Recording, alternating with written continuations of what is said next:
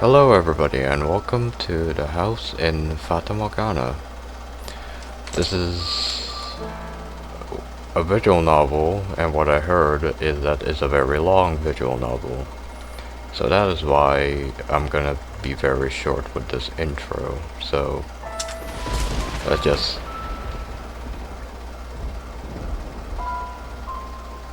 enter this manor. Long story short, I wanted to play a visual novel. This is one that's available, and I heard it's pretty good, so that's the reason why I'm playing it. Also heard that it's very long. There is a house. Am I recording? That sits beyond dark, dense woods.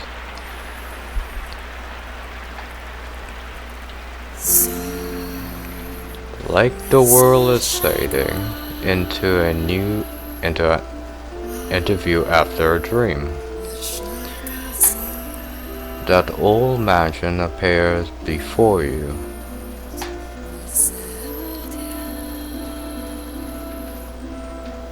Without realizing it.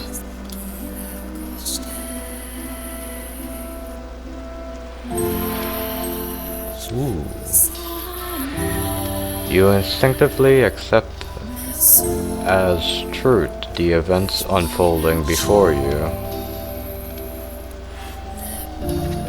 The house lives in perpetuity, amalgam myriad fates, and I didn't read that. No one knows who first said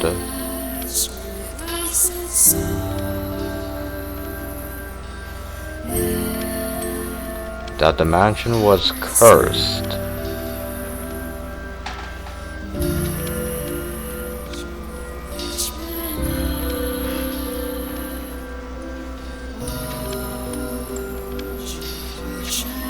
What's happening? Finding script direction by Kita Hanna.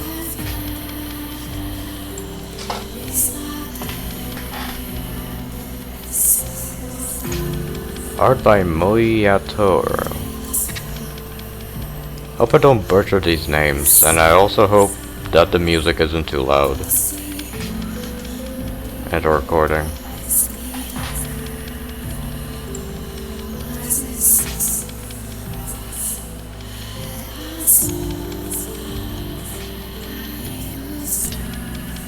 The house in Fata Morgana.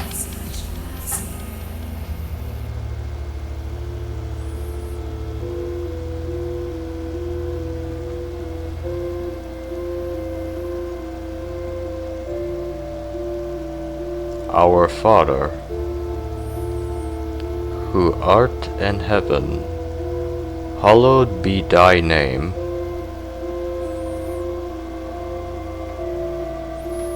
Have mercy on me, O Father.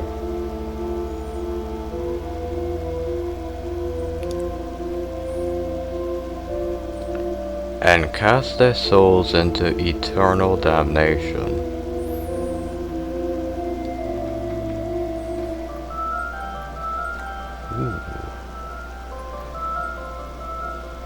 I was looking down upon a corpse. My own corpse. I was afflicted with great despair at the sight of being dragged to the place of my crucifixion. My soul crumbled, and I was wholly extinguished. Indeed, I did once lose everything. However, as I faded into darkness everlasting, I heard a voice calling out to me. And so, I vowed once more that no matter how long it may take, how great the obstacles that stand in my way, or what form you may assume, I shall come back for you, that I must return to that house. So I ask of you, please wait until this mutilated body arrive there once more.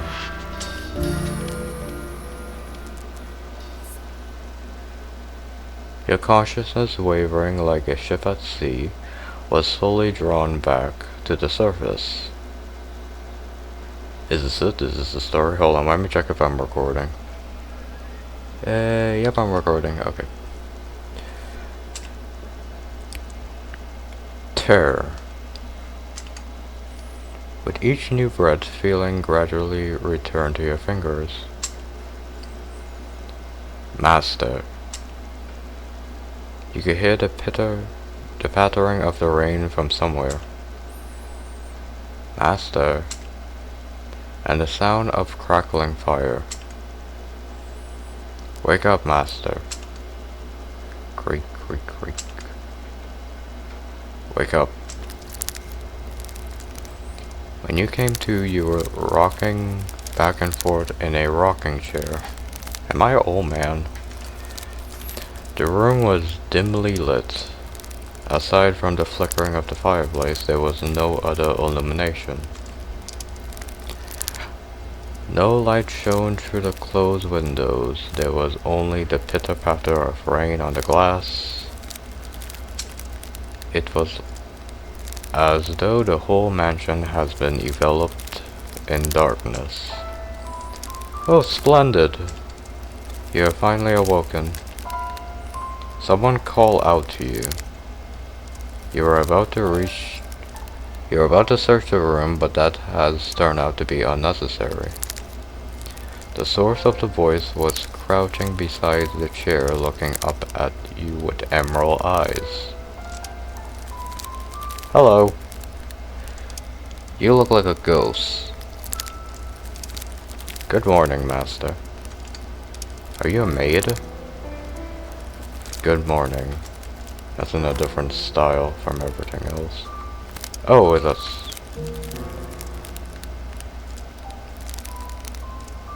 Hehe, what's the matter? Are you still waking up? You seem rather drowsy. Come now, you must gather yourself. Though I am glad to hear your voice. I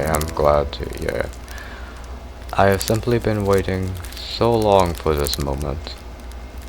Tending to the mansion all by my lonesome.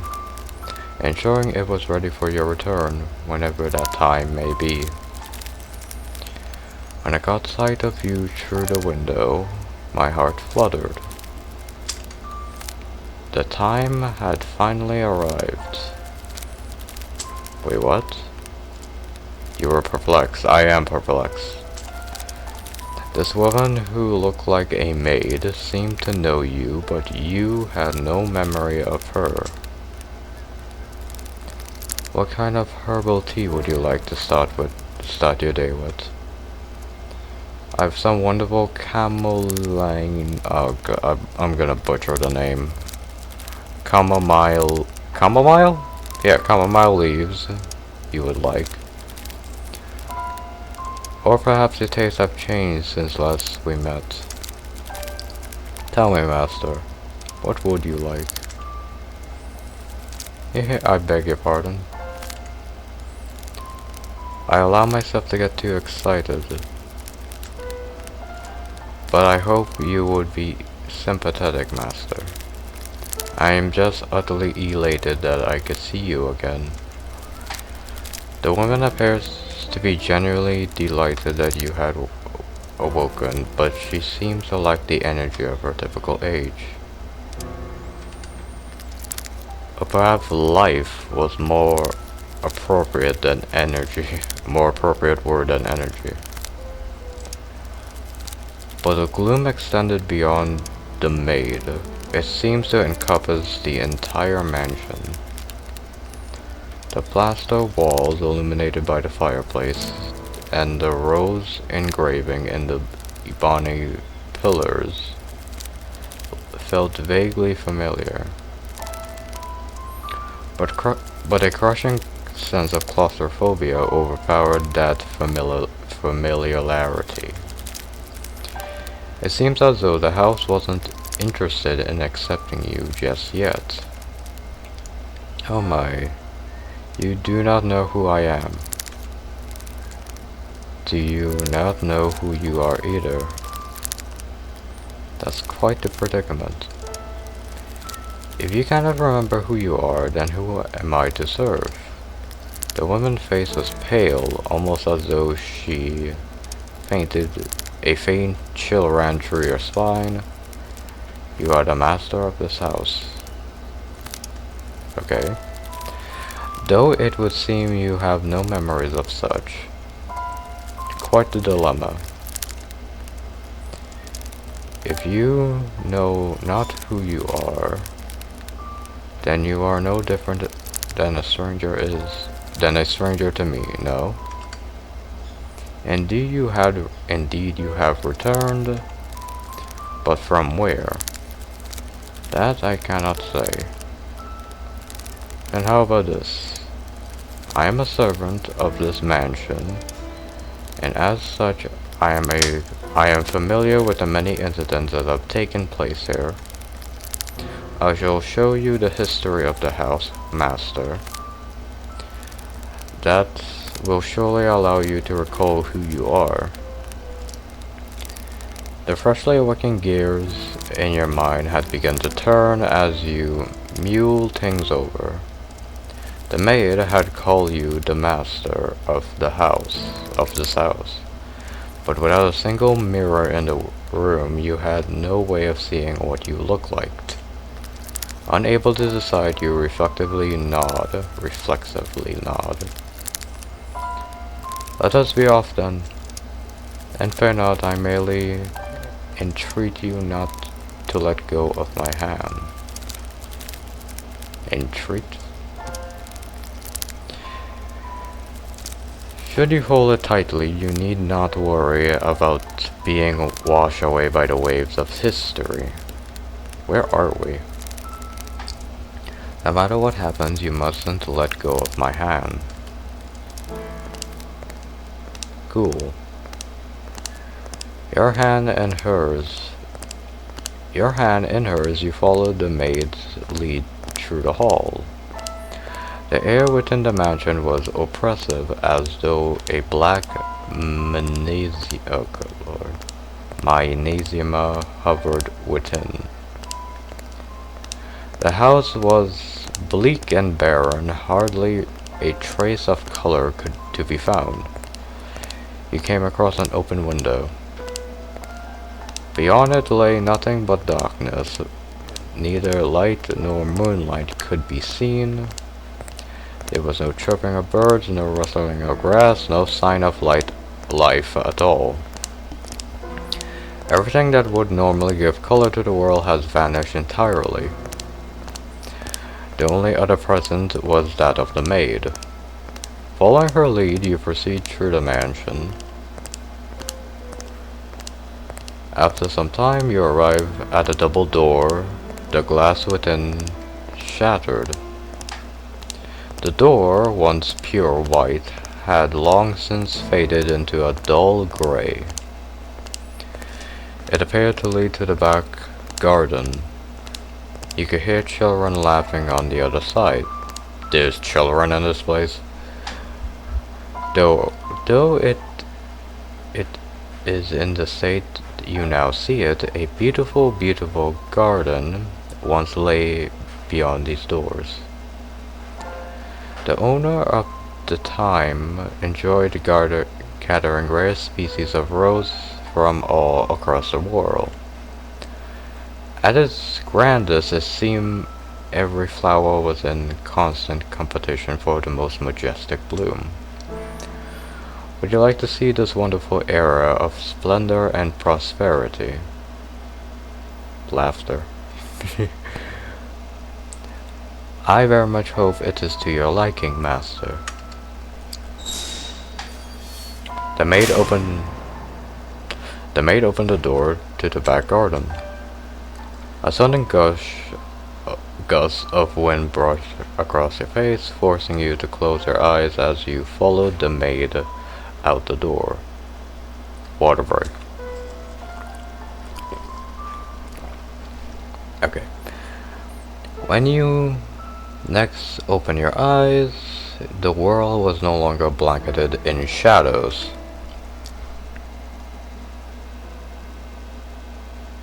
Is that door a portal? Or are we going outside? The first door. Yes, this is what I've been waiting for. 1803.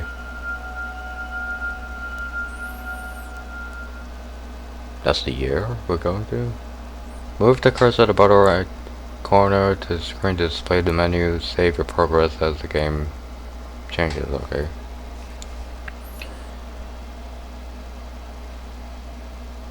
The mansion had an alluring air of beauty about it in that era.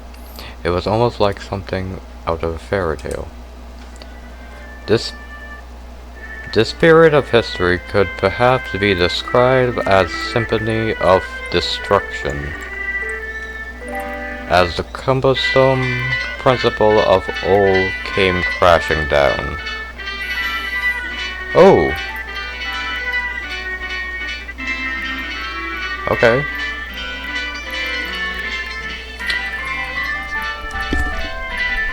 Freed from the day-to-day oppression of these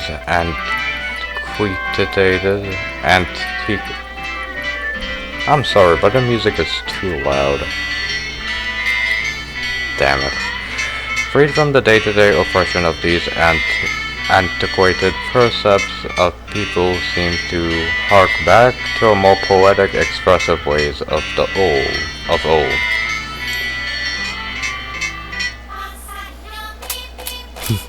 They took these newly blossoming emotions in hand, and with them they wrote literature, painted portrait, composed theater, and found love.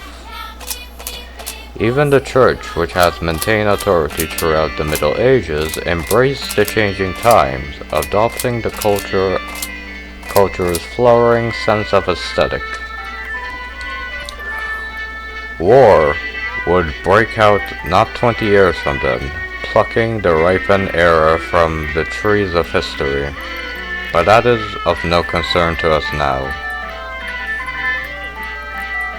At the time, it was still what people refer to as the Golden Age, a period of furor for all who were there.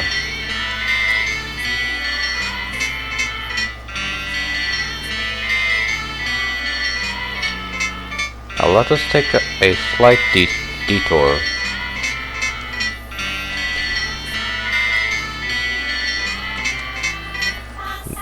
No, we will not be changing locations. This is a tale about the mansion from beginning to end. We will, however, be moving through time. Say, about 8 years into the past. A very wealthy family lived in the house then, 8 years in the past. The mother and father, brother and sister all had distinctive beautiful flaxen hair. I was always enamored by the hair. By contrast, mine was the color of a wet crow. See? There I am, standing around looking rather a fool. I was happy back then. And what reason did I have not to be afforded the opportunity to attend such a beautiful home? So I poured my heart into serving that family. Listen closely if you would. That soft, fleeting sound that can only be a young girl singing. Can you hear it? Yeah, pretty loudly.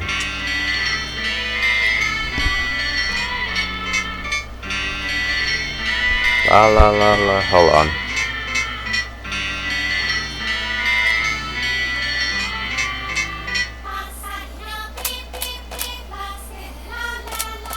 Yeah, hold on, that's wrong. The girl you see cheerfully picking crimson roses and singing like a songbird was called Nellie. Though young, she sang with elegance. Nellie was deeply fond of the house's garden, and she will often spend her afternoons there. Hold on, give me a minute.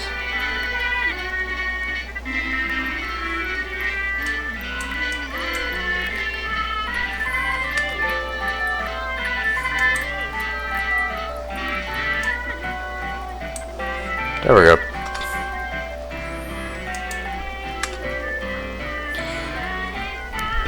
That's better. Gorgeous rose gathered from all across the world bloomed in the garden. They were given the utmost care and even had their thorns removed, so young Nellie would not hurt herself naturally. The light brown-haired girl carefully plucked the petals from the roses, gathering them as she sang. Her voice was like music played by fairies. Nay, the sight of her was like an angel descended from heaven. Oh dear, please do not look at me like that. I admit I was being rather fanciful. But what's a woman if not fanciful? Hey, okay, maid. A little bird, little bird, little bird, little bird, singing night and day. For your little birdie heart, sing your woes away. Pretty flowers all around the little birds. And even when the sun comes up, oh, there is Mel. I have forgotten what comes next. Are you listening? Who's Mel? Oh, that's Mel. Nellie was, a matter of fact, not the only visitor to the rose garden that day. She always came with her older brother, Mel. The young siblings were inseparable. Mel adored his little sister, who turned pin for his attention, okay. The sight of the two innocent children cuddling together, not yet shackled by the fear of the future, was truly heartwarming. That day, Mel was sitting in the shade of a tree reading a book. As I am sure you are aware, in their time, books could not yet be mass-produced. What he was reading has been copied by a scribe. I presume he had borrowed it from the church. The book, having passed through many hands over the years, was visibly worn, but I suppose that just speaks to its importance. It was, in fact, a Latin grammar textbook he was reading. Mel was a clever boy. He had attended church from a very young age, where a priest would instruct him in Latin grammar. So at the time, I believe he was capable of reading even advanced text. Oh, there is Mel. Please. The young girl approached her brother, who was consumed by the text. In her hands, she carried a large pile of rose petals. Though his sister's shadow overlapped with the trees, the boys still did not notice. So Nell puffed her cheek, thrust out her slender arms, and let the petals fall. Ah. Hey, look, your head is covered in roses, Mel. Oh, look, there's rose petals falling on the screen. Oh, Nellie, you got petals on the book. This isn't mine. I can't afford to let it get dirty. It's your fault, dearest Mel. I tried to get your attention. And besides, the flowers won't get the book dirty. Maybe. I must raise the white flag. When did my little lady find herself such a sharp wit? While waiting for you, Derismel. I waited and you did not much as glance at me. I'll be an adult by the time you're done reading that book. Wow, that soon? That soon. Let us say girls grow up fast. Yeah, she might be right. In that case, we should do something together before we're all grown up. Surely you won't play with me any longer when you become an adult. That's not true. I still play with you even when I'm grown up. But grown-ups don't play, Nelly. Fine, I'll stay a child forever then. Didn't you just say you're about to grow up? You're so mean, Mel. I'm sorry. Please don't pout, my little lady. How about this? To make it up for you, I'll play whatever game you want today. Really? Do you mean it? I want to play make-believe. You're already in a make-believe. Make-believe? Make-believe. I will be a princess taken captive by an evil kingdom, and you, Derismel, will be my valiant knight. And then you turn into a prince when you rescue me. A knight can become a prince? Impressive. Very. They can. Knights and princes both have to be charming, so of course they can. Which is why it must be you, Derismel. No one else can be my prince or my knight. While he may have appeared outwardly embarrassed as his rose-cheeked sister proclaimed fratedly, I am certain he was smiling on the inside. After a few moments, he meekly knelt, bringing himself to eye level with Nelly and gently stroking her soft hair. Alright then. You're my princess, Nelly. And you're not just anyone's princess, Derismel, but yours alone. So, don't be anyone's prince but mine, okay? Nelly. She is my princess, quite of honor. Is that bad? Does that make you dislike me? Not at all. I am proud to have you as my sister, Nelly. You mean more to me than anything in the world, my dearest princess. My dear princess. Hehehe. I love you too, Derismel. You'll always be my prince forever and ever. Yeah, that's gonna not... Her mood quite improved. Nelly began humming the melody of the song she had forgotten the lyrics to. Holding the skirt of her dress out from her body, the young girl pranced around in the rose garden. Mel, his eyes on her back, gave a little shrug. Oh, Nelly, don't come crying to me if you trip running like that. But Mel was not entirely disapproving of his sister's excitement.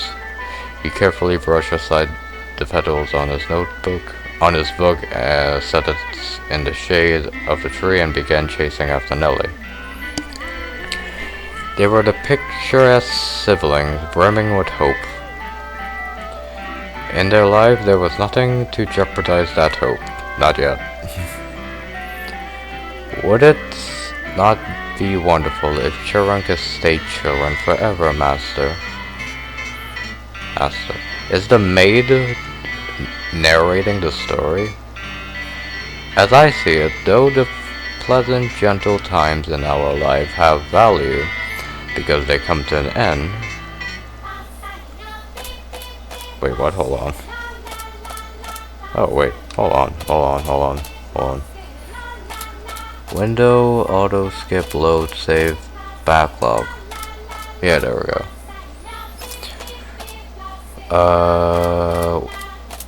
Would it not be wonderful if children could stay children forever, Master? As I see it, though, the pleasant, gentle times of our lives have value because they come to an end. Wouldn't you agree? Times continue to flow impartial and without exception. And as such, everyone's childhood comes to an end. Be that as it may, does time flow at the same speed for each individual? Hehehe, you are definitely the maid. Now, let us take a trip down the river of time. I would be very much delighted if we could remain at this point in time, but unfortunately we cannot. Please do not let go of my hand, Master. Oh, where are we going? Where are we going? Down the flow of time.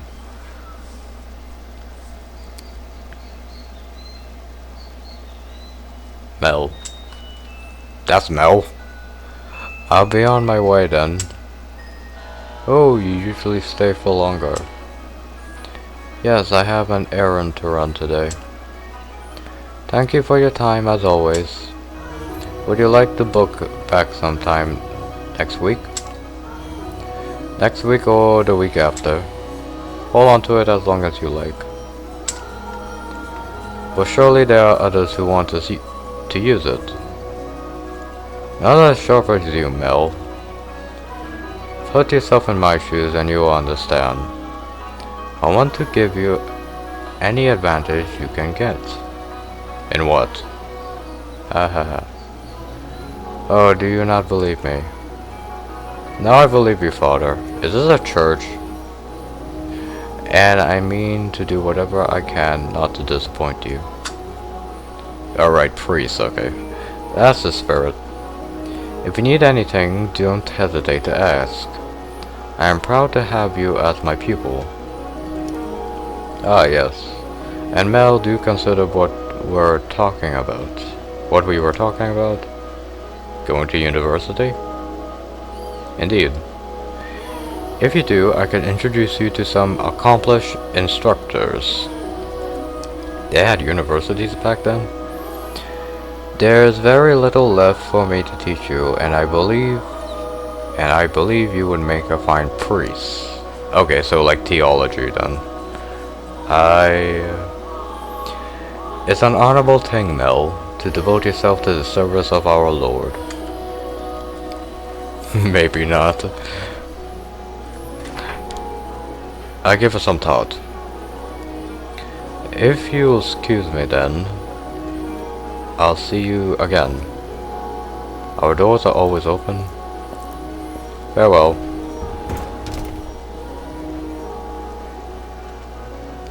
Whether it's in the service of God or the service of the church, it is an honorable profession. But theology, I was right, it was theology. I wouldn't mind attending a university, but I am not sure. I kind of like to do something different, something more befitting of the times. Did science make it around this era? As for what, though, I am stumped. But I did need to make up my mind soon. If I drag my feet for too long, even my father is liable to grow impatient. Mercy me. Beggar. Young sire, bless young sire, alms for the poor. Ah, this beggar. If I'm not mistaken, he's been outside the church since last week. Alms. The way he shakes his head. I could get a glimpse of his forehead under the hood. He's completely bald. Buy yourself some bread with this. Ah. Thank you very much. May the Lord bless your soul. Thanks, the Lord.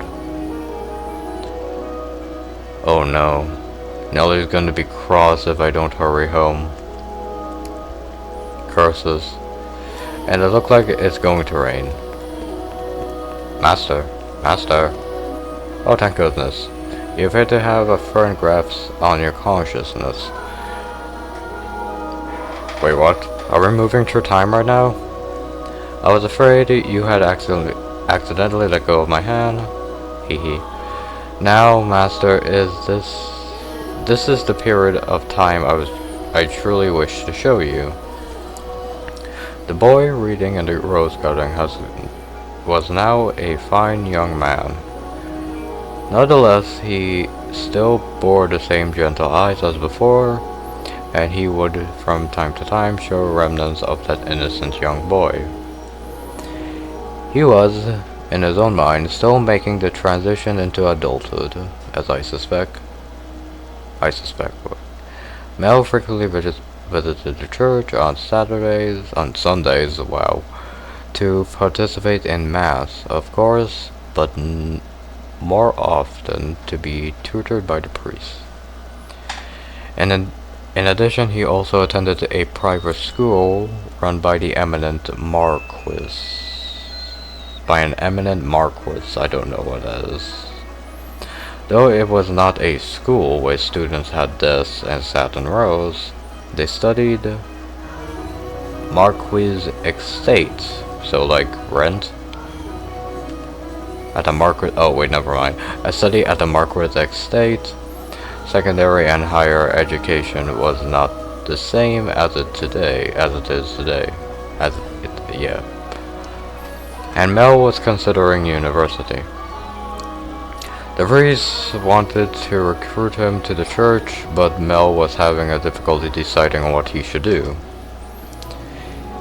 He had such a choice.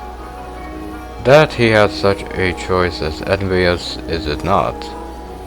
Is he like an aristocrat or something? Compared to everybody else. Good afternoon. I'm here to pick up my order. Is it ready? Hey, ready and waiting, young Master Rhodes. So he is an aristocrat. Oh, don't call me young master, please. I beg your pardon. Can it seem to get me head out of the pass? Your order is right here, sir. Mel has stopped at the jewelry store in the center of town on his way back from the church.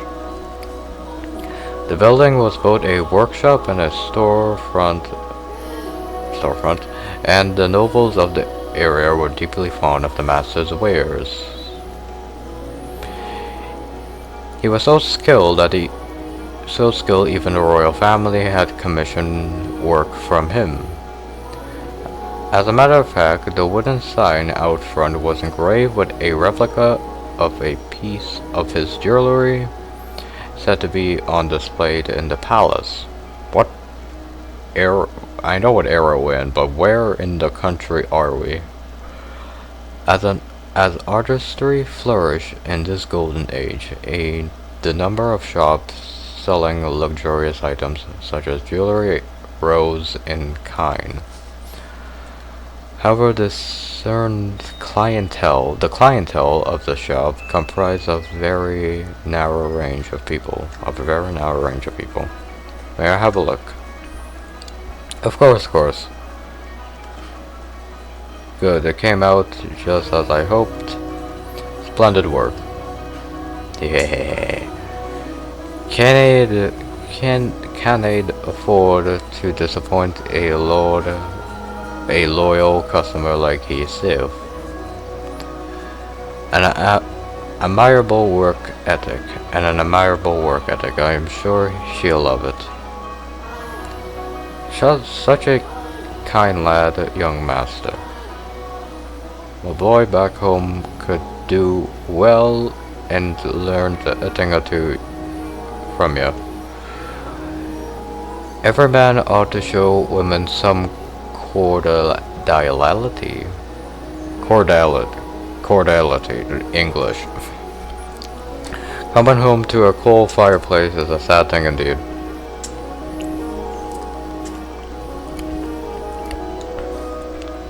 Again, please don't call me young master. My apologies. I take this and be on my way. Wow. Good day. If you find yourself in need of aunt else, just let me know. I can make any jewelry you ask for. Come to me and your sweetheart's day will be sure as made. And I guarantee the two of you will have all sorts of fun when you give it to her. Please, I don't have a sweetheart. Is that for Mel? Not Mel. Nelly. Oh, well, that's a surprise. I'm sure there's many girls are raving for your hand too, young Mr. Rose. A fine family looks good and charming. Looks good, charming. Good looks, charming. A fine family, good looks, charming. And your future, all but I'll be on my way then. I'm in a bit of a hurry. Good day, come by again anytime. Come by again, yeah. Goodness. Maybe I'll say I want to study abroad or something. Patient as my father may be, that would certainly anger him. Studying abroad? I can hear it now. You're wasting your God-given talents, boy. I could renounce my name and rank and go somewhere far away. Hey, that sounds like the kind of plan Nelly would come up with.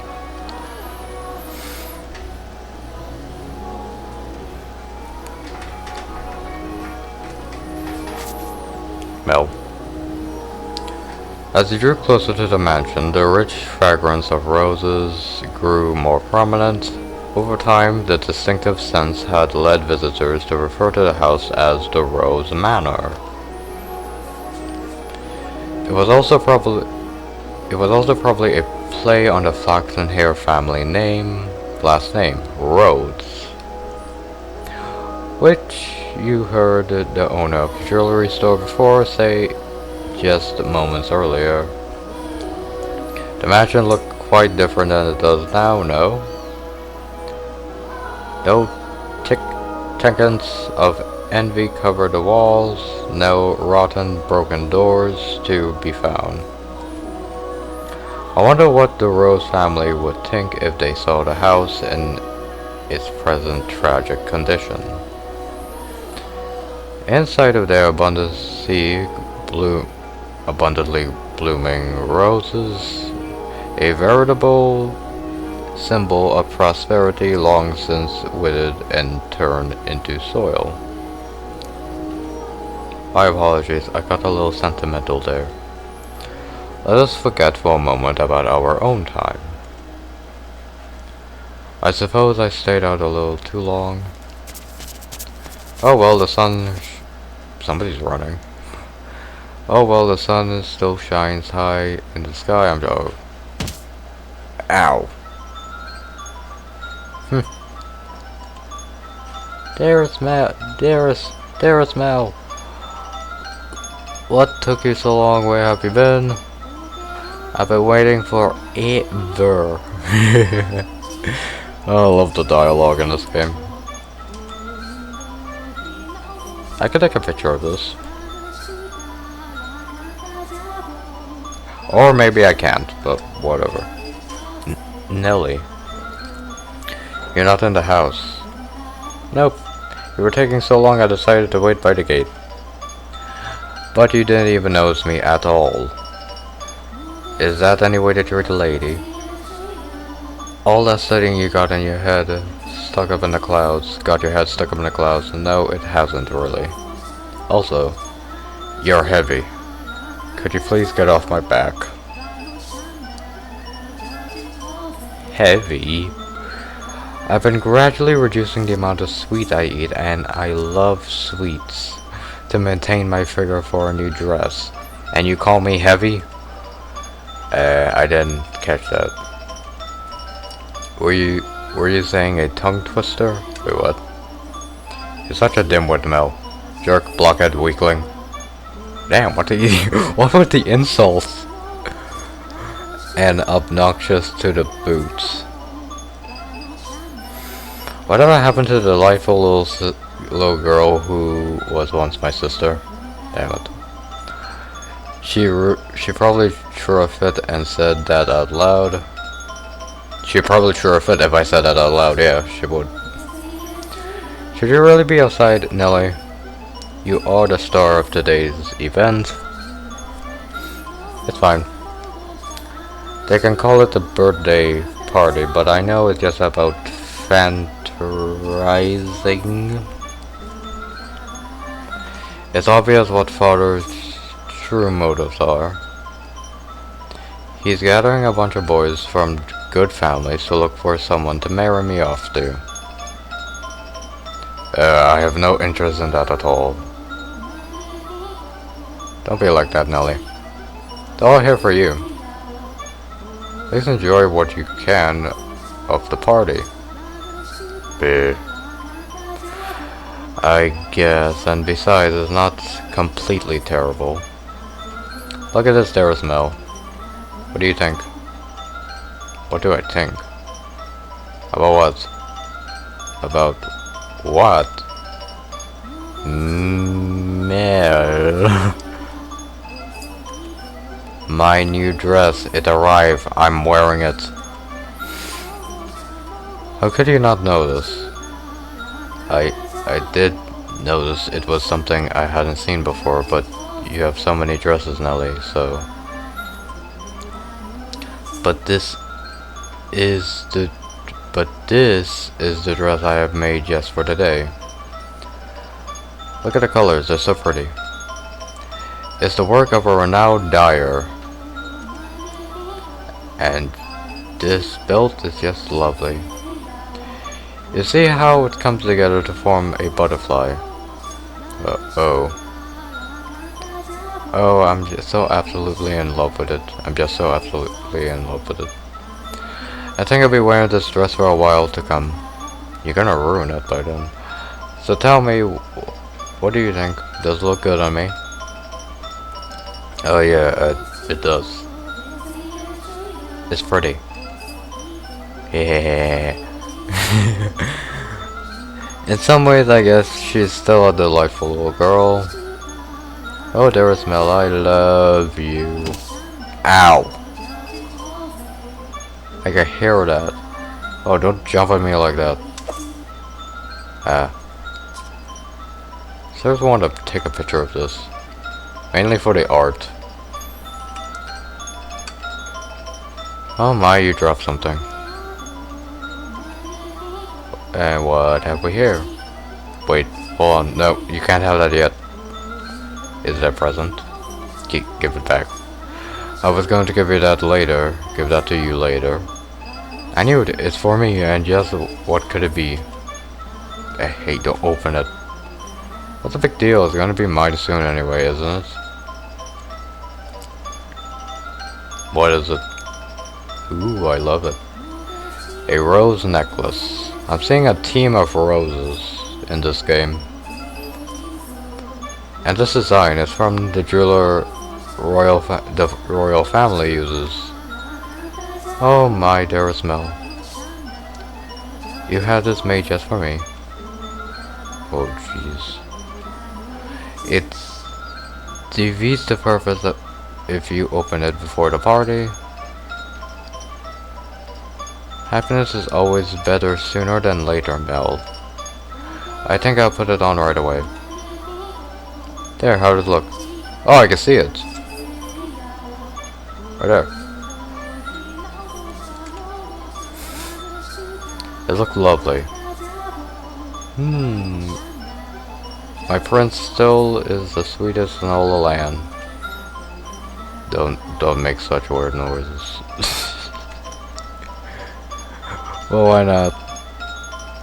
A prince always know exactly what his princess wants. Aren't you two siblings? What type of game am I? What type of visual novel am I reading? And this princess wants some real jewelry to go with her new dress. Understand? Hehehe. Jeez, I sure don't have it easy playing your Prince Nelly. It might be about time you found a new one. A prince is a prince because you can't just find one standing on the street corner. If you want to retire, Darismel, you're going to have to wait another 10 years, oh good lord. That's a long time. Or, if you find yourself a new princess. I'm not so... Hey hey. You're about as romantic as a rock, Darismel. Wow. But worry not, your adorable sister will always be your princess. Oh. What more could you want? Are you really allowed to be the judge of that? I mean, more to you than any other girl in the world, do I not? I mean more to you than any other girl in the world, do I not? Then that makes me a perfect princess.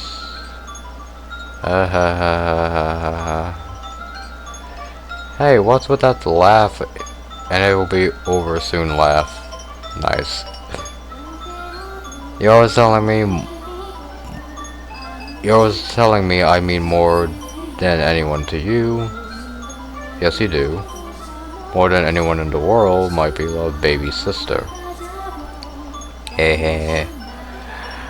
I think you give the necklace. Thank you, my dearest Mel. Well, if you're happy with it, then so am I. You're very welcome. Now, back into the house with you. I can't have a party without the guests of honor.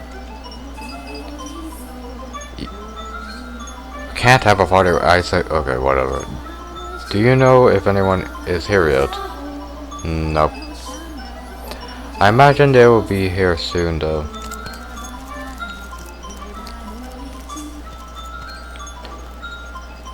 Were you down at the church again today, Mel? Yeah, there was something I didn't know how to translate, so I went to look it up. Wow, so diligent. I can't say I really like the priest there personally. Actually, I kind of feel the same way. But really, why? Well, you know, I have my reason. Yeah, so even you don't always like the priest, huh? Let's skip mass on Sunday then. We could go play. No skipping church. Damn. As grew the brother, so too did the sister. That day, Nelly will be turning 14, and Mel Trias, her senior, was 17. You saw it with your own eyes, so you know just how much she has changed. She was always a cute little girl, and she grew into an even more beautiful young woman. Though she was only 14, she was well on her way to becoming a fine lady. As for her character, well, but a girl like that has her own charms, would you not say? Drifting down the river of time, the two siblings matured into healthy young adults, but the core of their relationship did not change in the slightest. That's kind of bad, isn't it? Nelly was very much attached to her brother as much as yeah, that's very bad. Mel, and as much as Mel complained, he still cared deeply for his sister. Around the time the sun has begun to set, the carriages started lining up outside as well-dressed aristocrats, knew it, made their way into the house.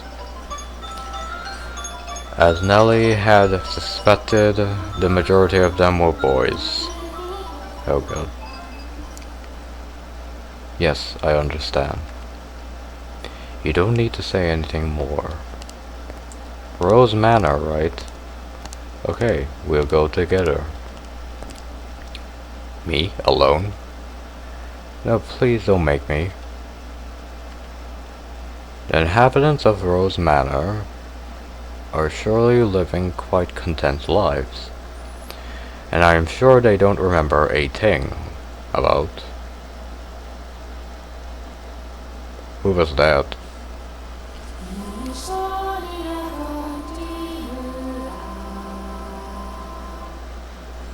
I like the music, but it's a little bit too loud.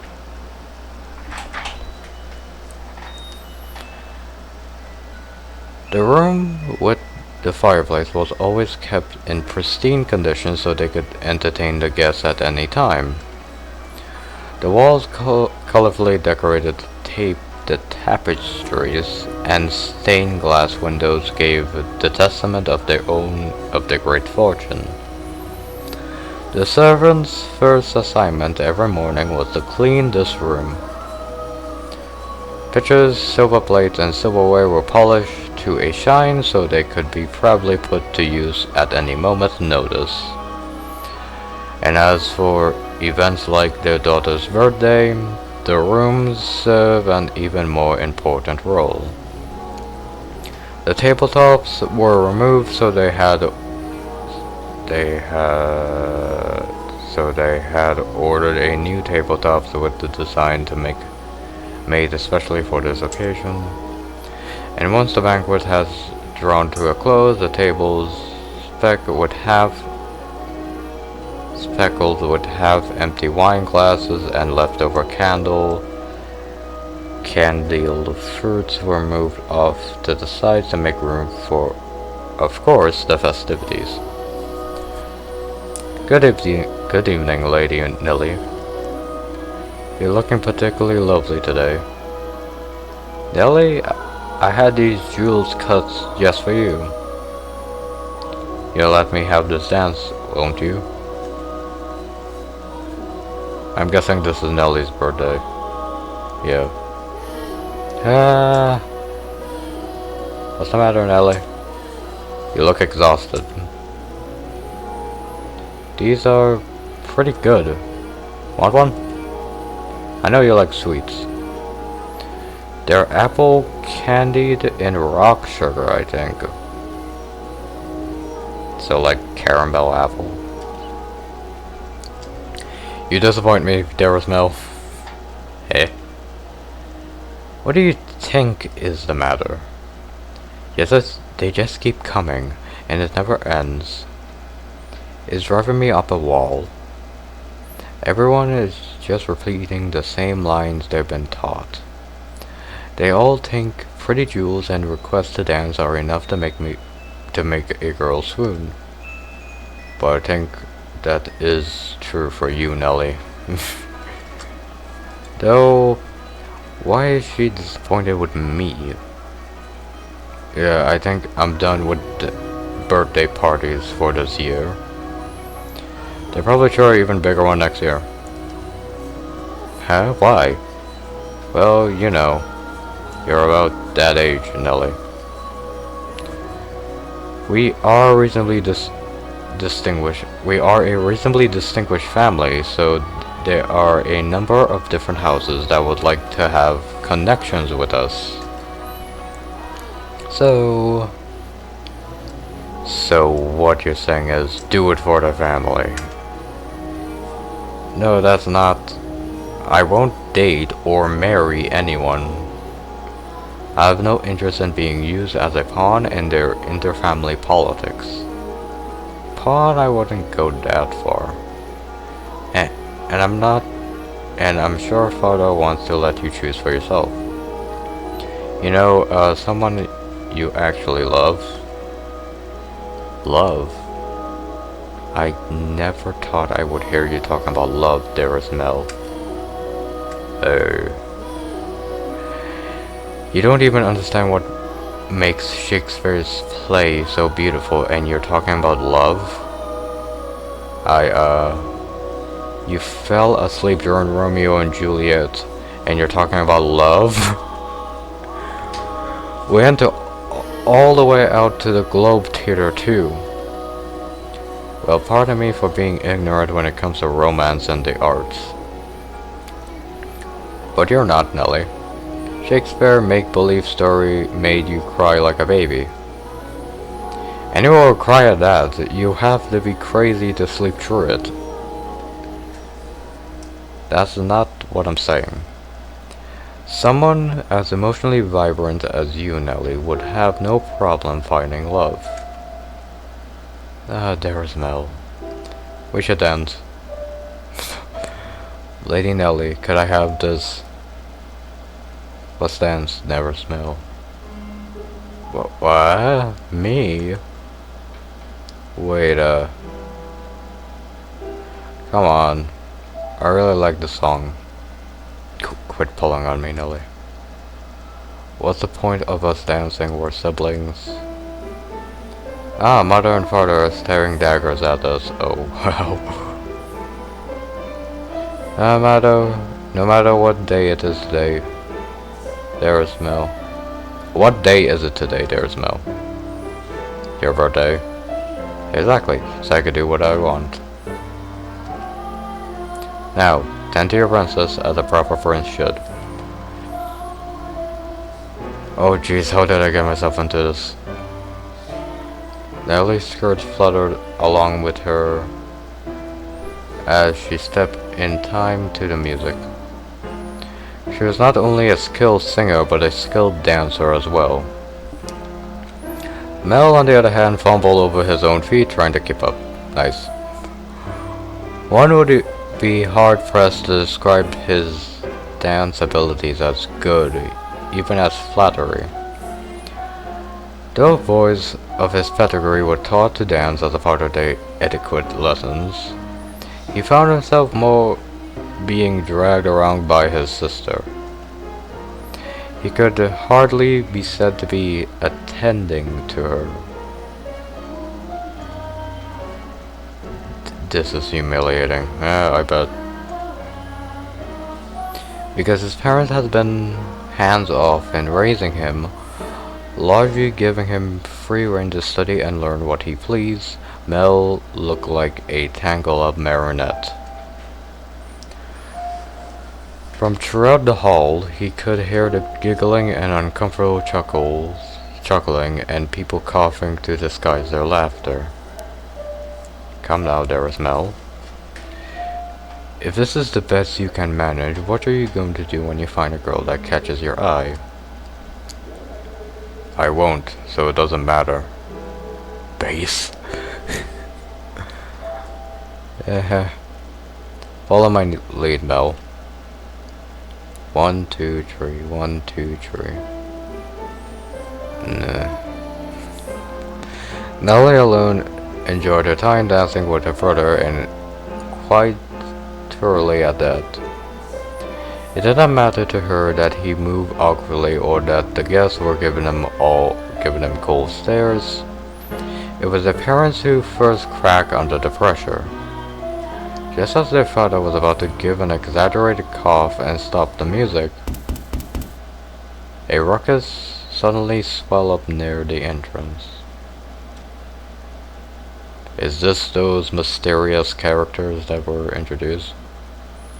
What could that be? Who knows? Whatever going on, I've been spared.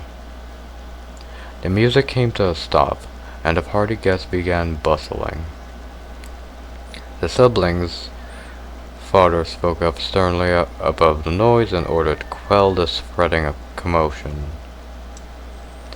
He ordered the servants to investigate, had the music restarted, give a short apology for the interruption, and set the party back on course. I went to go check on the entrance with the other servants, as I recall.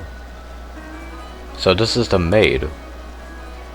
Oh my, why are you looking at me like that? Hehehe.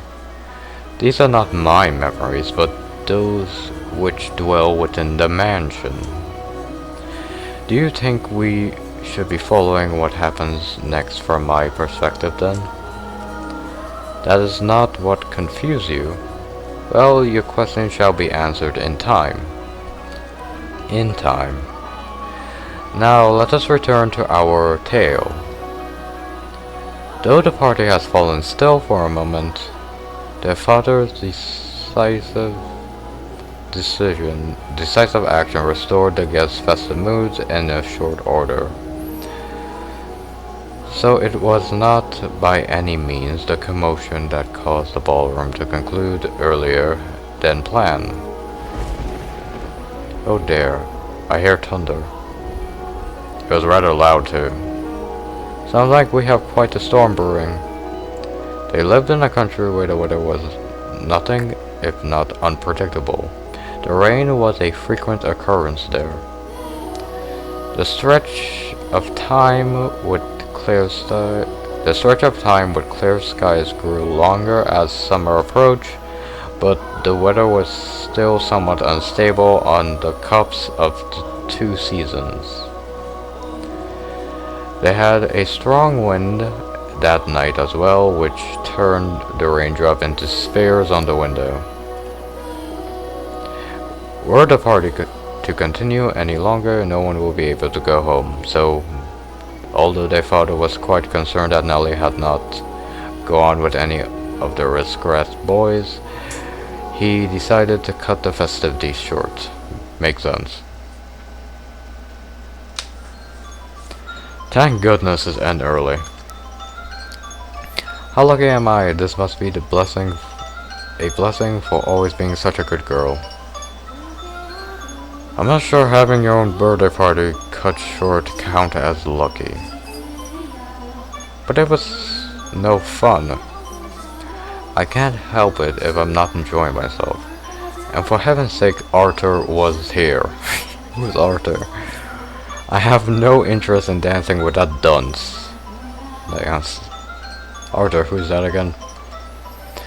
Someone who was here. Unbelievable. You don't remember anything, do you, dearest Mel? He came over to play a few times when we were little. He's covered in gross freckles, and he's a huge jerk. He said my hair looked like the color of fallen leaves. Fallen leaves, so? Just thinking about that ugly smirk has me fuming. And yet he acts like nothing happened. Because nothing did. He even called me Lady Nelly, for goodness sake. Are you listening, dearest Mel? I'm listening. Me too, and it's like, what did he do wrong? I wonder what the ruckus was earlier. The ruckus earlier was. You weren't listening, were you? Who cares about that? Sorry, but aren't you curious? It probably wasn't another guess, at least. Maybe a cat sneaking. Nice. You think so? I do. But enough about that. Would you like to play cards in my room, dearest Mel? Seriously, I'm exhausted though. Not even that late. Fine. Something feels kinda off. Is there somebody in the... a cat? I want to go check. Come on, hurry up. Hold on. Yeah, we should really... You don't need to drag me, Nelly. My birthday isn't over yet, so you're not done attending to me. Oh, good lord. No, Nelly. It wasn't... Was it a cat or a... I thought it was that mysterious question marks dudes that were at the beginning.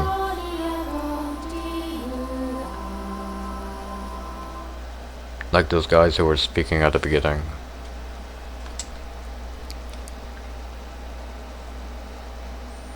Mel. The rain just won't let up. I can't sleep. I wonder what the commotion earlier was about. Oh, for goodness sake. It was the storm's fault. That's why I can't sleep. I just fretting over nothing. I'm sure Nellie was right, it was just a cat. Maybe a dog. I doubt. I can't sleep. Oh, I like rain when I sleep. I hardly ever have this much trouble falling asleep. It's raining, it's the perfect time to sleep. What could this feeling be, I wonder? It's not quite foreboding. Walking around the house at this time of night isn't going to help anything. But I'm not gonna fall asleep by just lying here. Yep, I mean you're not gonna fall asleep by walking around either. The only sounds that could be heard in the dark corridors were the sharp pitter-patter of the rain, his footsteps, and his breathing. Though he was intimately familiar with the layout of the house, that night the hallways felt like an endless labyrinth veiled in shadows. No moonlight shone through the windows, so he naturally found himself moving cautiously despite being in his own residence. Keeping the palm of his hand pressed against the chilly walls, he put one foot in front of the other. But to where was he supposed to head? Mel, of course, had no way of answering that question himself. If he had anything, it was guidance from above, the path to his destination lit by flashes of lightning. Or perhaps there was something else leading him along. Though he progressed with a fair bit of hesitation in his step, Mel was slowly but surely drawing nearer to one of the rooms in particular. He made his way through the seemingly endless halls, whatever. Past the living room that its fireplace long since cooled, into another corridor, and then stop outside an Abigail bedchamber. The dim glow of a lamp spilled through the cracks in the door. A gust of wind is not necessary to make the flame flicker. A person's movements or vibrations in the air from someone speaking, the slightest motion can cause the light of fire to quiver. Shifting suddenly, as though nudged by an invisible fingertip, I could see light from the inside. Is she still awake? Is this Nellie's room? A voice. He seems to be hesitating. It would not be difficult for him to approach the door and peer inside. But he had reservations about peeping in on another's chamber, even if it was his own house. Moreover, this room was assigned to a woman. Was it the person at the door? There was a woman behind that door. What would you do, Master, in this situation? Why ask me? I'm not the protagonist. Would you succumb to your curiosity and gaze inside? Or would you respect the owner's privacy? Probably respect the owner's privacy. Don't laugh, maid. I shouldn't be doing this. But the voice, it feels like it's calling to me. Or someone else. Yes, me, could sense someone watching me at that moment. Someone was watching me? He had succumbed to his curiosity.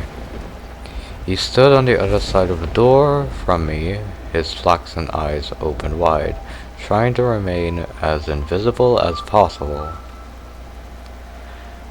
The wavering in his heart seemed to create a faint ripples in the air, which I pretend not to notice. Is the maid behind there? Yes, I knew he was there. I could sense his presence and his wavering emotions. However, I could not begin to speculate as to his true feelings or how great a surprise this was to him. I too am discovering new facets of this tale by viewing it through the eyes of the mansion. But it is not I who is concerned, Master, it is you. What? You and Mel? I know I shouldn't be doing this. I should be ashamed of myself, but I can't look away. Whoa. Who's that?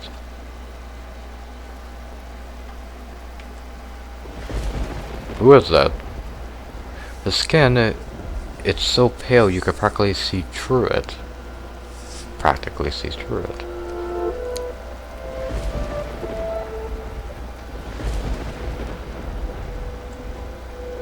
Her hair is white too. Is it that white because she was out in the cold rain? Her hair is white as snow, and her eyes, they're like, how do I describe it? My vocabulary truly lacks for a situation like this. They look like blood? What? No, that's just disturbing. Then wine, perhaps. Who's speaking? No, more translucent than that. Gemstones, then? Yes, gemstones. Her eyes are like rubies. I've never seen anyone like her before. What could they have been talking about? What they could be talking about? Mel's eyes were affixed on the particular young woman. She had glass-like skin, eyes that glimmered in the flickering candlelight, and snow-white hair that flowed like luxurious silk. But her lips were blush purple. Her soft, delicate skin salted with grime. Her twinkle-eye pointed down at the floor, and her hair a disheveled mess. She was, even at a glance, clearly not a lady of means. The tips of her fingers were cracked from the cold, her nails pale from malnutrition, and her garb a little more than rags. Really? Oh yeah. However, true beauty is always visible, no matter what it may be hidden beneath. Even wrapped in a veil of instability, even if she thought herself hideous. I wonder what happened to her. Mel could no longer avert his gaze from the girl's vigil days. He had for the time being forgotten the shame he felt from peeking. He strained his ears to listen, to hear the conversation take place inside. A sickly voice rose from the white-haired girl's purple lips. So feeble was the sound that a gentle breeze blowing through the room could carry it away. Or should I do this voice? Oh, good lord. I apologize for the trouble. Think nothing of it. Give your apologies and thanks to the mistress. Understood. There's something strangely comforting about this house. Almost as if I've been here before. If my father were here, I'm sure he would be quite fond of it. I'm sorry about your father. What happened to your father? That's not. There is nothing you could have done, I imagine. When you came to our rescue, he was already... Oh, guessing rescue? Father? He's dead. Was that perchance what the commotion was about? He stared intently, entranced by the scene unfolding beyond the door. A gaze can often signal one's presence to another more efficiently than words. The white-haired girl could likely sense him there as well. She flicked her gem-like eyes upwards. Whoa.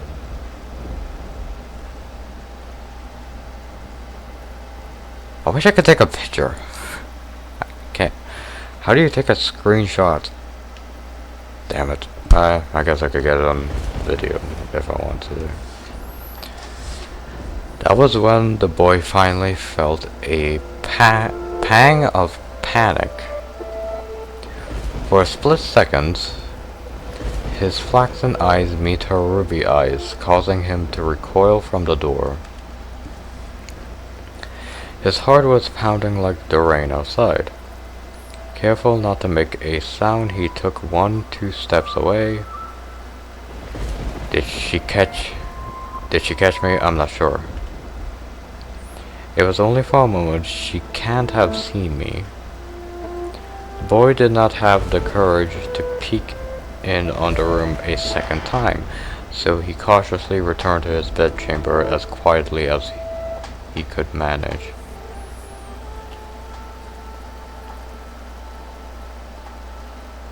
But even beneath his covers, he could not erase that girl's eyes from his memory. Her melancholic red irises, her voice delicate as a glass sculpture, her pale, almost lifeless skin, her pure white hair. Every singular detail kept him from banishing her image from his mind. Nor could he restrain his heavily pounding heart. Who could she be? Hey, the maid! White-haired girl. The maid. Is something the matter? No, I just thought I felt someone watching us. It's not your imagination, I'm sure. If not your imagination, then perhaps some unseen force was watching you. Are you breaking the fourth wall and trying to say that we were watching her? Unseen force? Are you familiar with how people refer to this mansion? The Rose Manor. Yes, indeed. It is called the Rose Manor because you can smell the sweet fragrance of the rose garden even at a great distance. But that's not what I meant. It is said that a witch resides within the house. A witch? I've not heard any such stories. You probably wouldn't have. It was a very, very long time ago. Nothing you need to concern yourself with. You have a particular presence about you. I should consider that a compliment then. It's getting late. You should get some rest. A room has already been set aside for you. But first, may I ask you one thing? Yes. I do not believe you have given me your name yet. My name? My name is... What's her name? Oh, come on! L. Ooh. That's the last part of her name? L.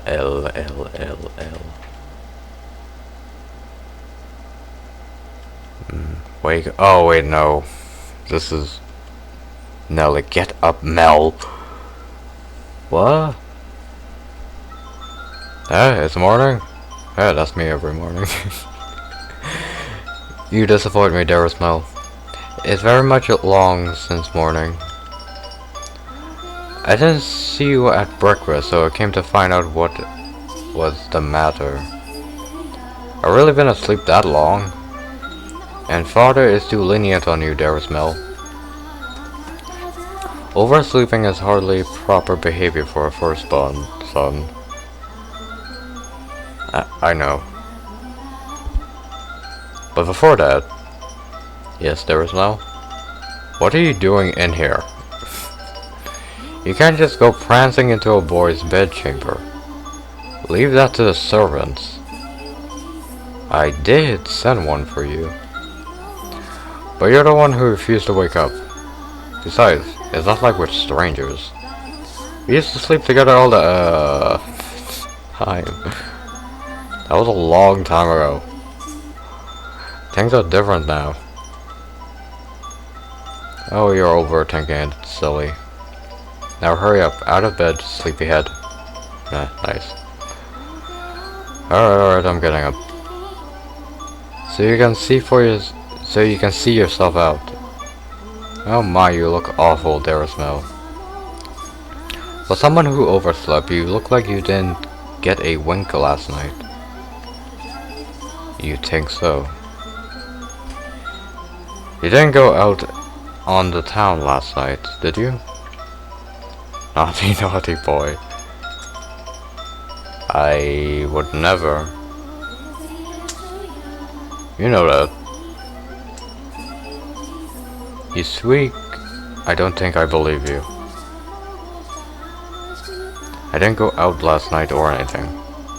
I'm tired because you had me playing cards until late, Nelly. Hey, we weren't playing for that long. Besides, look at me. I got up this time. Hey, anyway, shoo. I can't get dressed when you're here. Fine, I'm leaving. Phew. Almost forgot there was no.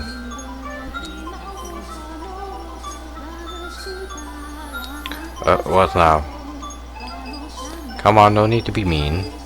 I'm sure you'll be quite surprised at the news. Oh.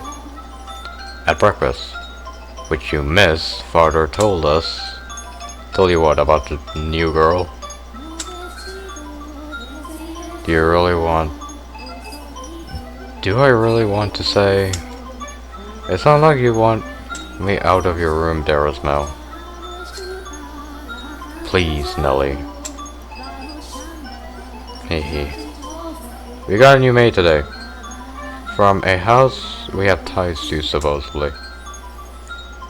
I've never seen anyone like her before. Supposedly coming from a good family, she isn't very graceful, and I've never seen her at social gathering. But that's not the surprising part. Does that maid have white hair? She's particular. She has very unusual appearance. Yeah, white hair girl. Very unusual appearance, that one. Have white hair? What? How do you know that, Darasmel? Thanks, Nelly. Hey, get back here. Oh, for goodness sake, what has gotten into him? Blah. Blah. At that time, the majority of the servants at the mansions were men. However, the ladies of the house had all had abigails. So there were several women servants, myself included. The maids, by large, were selected from daughters of other esteemed families. Why would the daughters be made to your house? It was, you could say, a sort of training before they entered society. Okay. The girls would serve at houses even more powerful than their own. And the white-haired girl Mel saw the night before was one such maid. When he heard this, Mel could not sit any longer. Oh, I didn't really think this through, did I? I don't even know where she is. I'm guessing she's probably mother's maid? White hair. It has to be the girl from last night. but deep down he was having difficulty believing the young woman he had seen the previous night was truly here to be a servant. And can you blame him? When he saw her, he was an absolute mess. Hardly what you will envision from a girl. She was an absolute mess, oh. Hardly what you would envision from a girl of class. But he did not seek her to find out whether that was true. He merely wanted to see her once more, to ascertain whether he had witnessed the previous night. What he had witnessed the previous night was real or his imagination, and he wanted to have an actual conversation with her. I don't want to run into Mother. That would be awkward. Why, it's Mom. He was heading towards his mother's bedchamber, but the closer he drew, the heavier each step grew. He rounded the corner, debating whether or not to head back, and stopped in his tracks. On occasion, wishes do not come true. When Mel turned the corner, he saw her, the same girl, that same white hair. Oh, that's her, as a maid. She appeared to be cleaning the hallways. Trace along the wooden carving lining the walls, making certain not to miss even a speck of dust. The girl wore a pristine dress, the uniform of the mansion, Abigail's. There was no longer any felt to obscure her beauty. All that had covered her pure white hair and glass skin was no longer. The one thing that has not changed was her listless, ruby eyes. Pardon me. Hearing his footsteps, the young woman raised her head. She caught Mel's gaze for a brief moment, merely blinked at him in silence. Lord Mel, yes. Your father informed me of you. Did he? I guess I don't need to introduce myself then. I believe she made an attempt to smile, though it was difficult to tell. She quickly dropped her gaze back to the floor. Flax and ruby meant only for the briefest moments. She seemed to be looking at both someone and no one at all. Everyone here has truly the most beautiful hair color. Did you have business with the mistress, Lord Mel? I can let her know if you would like. No, I was looking for you. For me. Mel felt as though all the blood in his body had begun to flow backwards. He could not effectively describe the sensation, but in a word, it resembled panic. On his way to find her, Mel had come up with a number of subjects he wanted to talk about, and he generally had little trouble speaking with others. He had less experience interacting with women, this was true, but the time he had spent around Nellie had kept him from stumbling too much. Until then, yes, for you. Why would you be looking for me, Lord Mel? I was wondering how you were doing. Oh my god. Pardon? You can see the look on her face like, what? What? Pardon? I'm quite fine. Good, that's great to hear. You fool, Mel, what are you even saying? Nice. You have more important things to ask, like where she came from, or to tell her she has pretty hair and eyes. But I don't want to trouble her too much. Lord Mel. Yes? Sorry, you just suddenly fell silent. I was, in your way? In my way? Not at all. No, not at all. What are you up to? Cleaning. She's a maid. I'm cleaning. Well, yeah, I didn't even need to ask. Oh, you're cleaning. Oh my god, this is a silence. Oh fuck, why? No, you can just let the other servants take care of the cleaning. You're one of the noble's daughter we took in, right? Then why is mother making... I don't think she's noble. No, I'm doing this because I want to. The mistress appeared to be busy and I could not simply be idle. But I enjoy cleaning.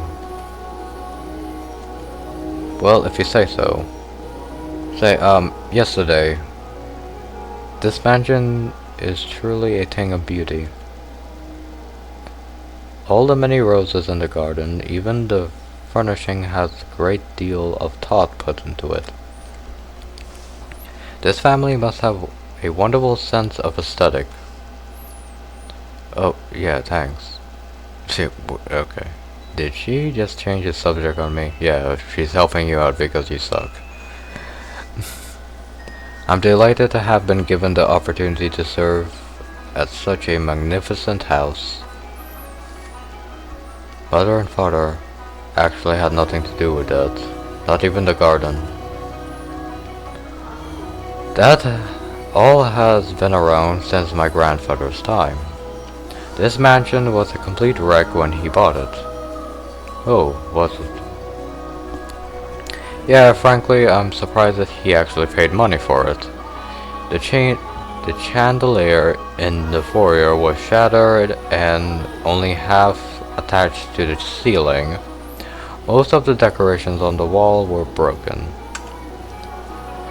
I can hardly imagine.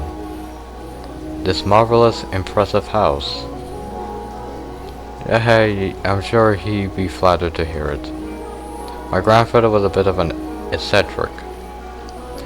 He liked to do things people did not expect just to watch the looks of surprise on their faces. He was the kind of man who would buy a mansion that was beyond repair just to give it a completely new life. Everyone who had seen the property before it was renovated was astonished. They regretted not taking the opportunity themselves, seeing the transformation it underwent. Hehe. Huh? I was just thinking that you're kind of like this house. Oh my god. Don't bring it up that you were... What do you mean by that, yeah? I mean, when you first arrived, she now knows you were the person... Oh my god. Oh, never mind, forget that. She figured out you were peeping on her, stupid. I mean, you should have caught that as soon as you said it, but... She hasn't yet, has she? Yeah, I think she figured it out. Yes. It's nothing. The more I think about it, you and the mansions aren't really comparable. Oh. The truth is, it being a rundown mess isn't the only reason nobody wanted to buy the house. They say, ooh, that all who dwells within this house shall meet with misfortune. Do you believe it?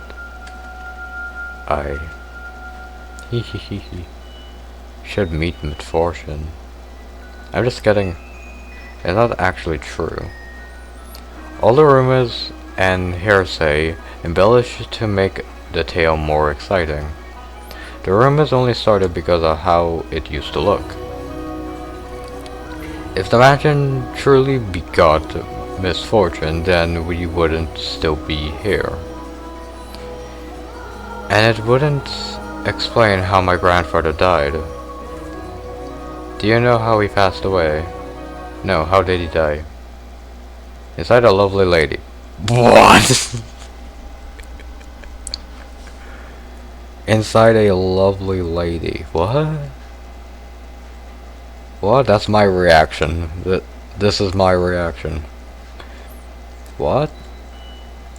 Believe it or not, that was how he died, together with a young, beautiful woman. His time ran out while he was making love to her, they say. A rather cruel way to go, but he was hardly misfortunate. What did I tell you? Yes. Just so you know, I promise I didn't inherit my grandfather's proficiency for such base behavior. I am pure of body and spirit, dedicated wholly to my studies, yeah sure, so... Hey, she laughed. My apologies. No, it's fine. Anyways, we were talking about the mansion, right? I always thought it was kind of a strange place to place myself. That dress you're wearing, it was found here after my grandfather bought it. You don't see that type of design around these parts, so I'm guessing it was probably imported. The architecture is really old-fashioned too, which must have caught grandfather's eyes. When he announced his plans to buy it, the entire family opposed his decisions, but he refused to budge. Renovation upon renovation gave the mansion new life, but all of his work was most fond of the roses in the garden. He collected species from across the world, and every time he got a new one, he would summon the gardeners to arrange and grow them. It took incredibly long to complete. There were even some that wouldn't grow in the climate of this land, but grandfather refused to give in. He truly loved roses. Maybe. Me, I don't really get how someone could be so impassionate about them. It's just embarrassing every time someone called this house Rose Manor. Perhaps the roses were meant for somebody, for someone. What? I'm simply speculating. Roses make a wonderful gift after all. Indeed, they do. If you like roses as much as Nelly, then you're welcome to go see them for yourself. Pick as many as you like. If anyone asks, just say I gave you permission. Aye. Don't be shy, I'm sure it will get tiring if all you do is work. No, I'm sensitive to sunlight. It makes sense. Oh, that's unusual. No, it's not. She's pale. And she's probably albino too. Perhaps that explains why you're so pale. I had no idea that's sound rough. And your skin is so pretty too. You don't seem terribly surprised. Oh no, I'm very much surprised. Or would you have preferred a more dramatic response? No, I just expected you to find it disturbing. I'm sensitive to sunlight and can hardly spend any time outside. That makes me sound like some type of demonic creature. Ha ha ha. Oh, you offended her. Oh, you worry too much. There's not a monster in this world as sweet as you. Yes. Are there any other maids teasing you, perhaps? That black-haired one especially. How should I put it? A little frightening. You mean the same one I was talking to a minute ago? Almost as if she has a steel heart or something. She's impenetrable. Right. She's one of Mother's maids too, isn't she? Now I'm not even... Now I'm even more worried. Since you refuse to follow my instructions, you are henceforth Hell's Spawn. Wait, what?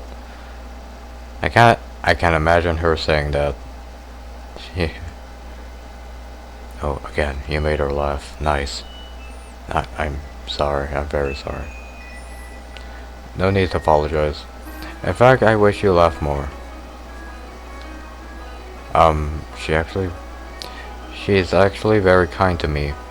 And everything she does with incredible precision and efficiency. She looks so young, and yet she has such skill. How long has she been here in the mansion? Actually, she's been here for quite some time. I don't know exactly how long. No one knows how old she is. It's kinda creepy. I've never once considered her such. Sorry, you're right. It's bad manners to speak ill of others. Either way, she still scares me. It's like there is no light in her eyes, or like her smiles are all faked. Are you telling me important detail that I need to remember? That doesn't make her any less pretty, though. Silence again, silence. Out of conversations, I have to think of something else to talk about. Yes. You can ask me anything. Does the master, your father, Lord Mel, often retire from the mansion? I've not seen him around. Oh yeah, father frequently returns home. This mansion is actually our secondary home. Why do you ask though? I was just curious, nothing more. Oh.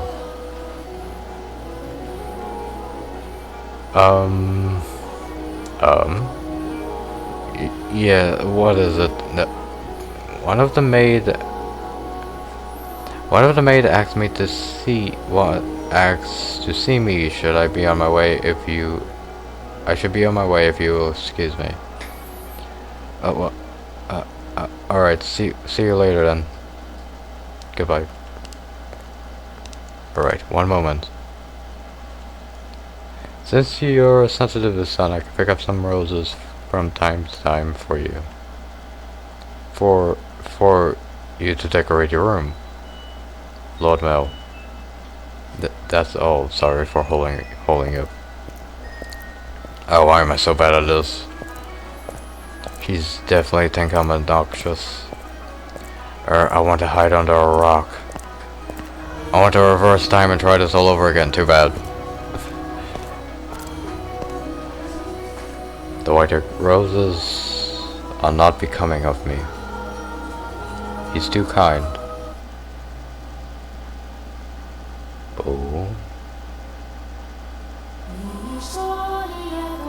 Okay, so I think this recording has been going on for a little bit too long, so I'm gonna end it here.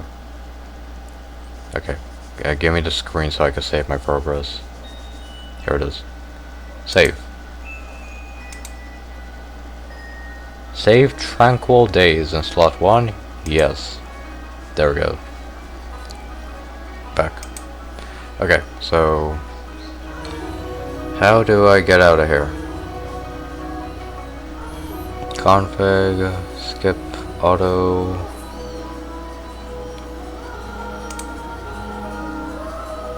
That's not it. How do I get out? Config. No. Backlog. I'm gonna figure this out. I'm gonna end the recording here, so thank everybody so much for watching, and I'll see you in the next video. Bye.